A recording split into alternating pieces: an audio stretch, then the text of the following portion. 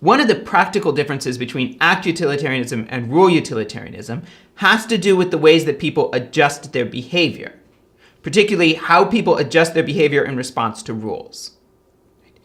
Act utilitarianism doesn't do as good of a job of taking that into account as rule utilitarianism. To see why, let's look at our example of embezzlement. Remember that James was deciding whether or not to embezzle money from his company and give it to a good charity.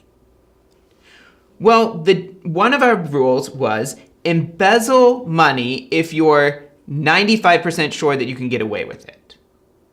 Well, if that were the rule, and companies would figure out that's the rule people are following, and here's what would happen. They would adjust their policies. They would tighten up security measures so that nobody could get up to that 95%. They would do everything to keep as many people as possible down at 90% or 80% or something like that. Rule utilitarianism does a good job of taking this into account, because a rule utilitarian is thinking, what would happen if everyone took this as the rule to follow? And if everybody were taking that as the rule to follow, companies are very, very likely to catch on, right? And the issue's widespread enough that they would have to take action, right?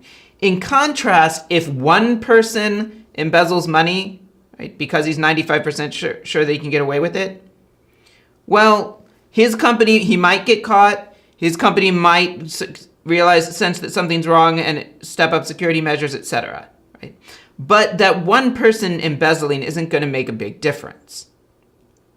Now, you might say, well, other people, someone else might notice, right? Or he might be tempted to do it again, right? And that would lead to other people doing it, and the ripple effects would be really bad. Well, that's a possibility, and act utilitarians would take that into account. Right? But it's harder, it's a much harder sell there, right? It's a much harder sell to convince people, oh, those ripple effects, right, would make a difference. Right? That's doubtful. Right? Whereas if we're looking at rule utilitarianism, it's much easier to say, look, if everyone took this as the rule to follow, right, it's nearly certain that companies would make this adjustment. Right? So people adjust their behavior in response to rules. And rule utilitarianism does a better job of taking that into account than act utilitarianism. There's a really interesting example of this from economics. Right? I can't verify the accuracy of these theories, but here's how someone reported one economic theory to me. There's a branch of economics called Keynesian, or a school of thought called Keynesianism. Right?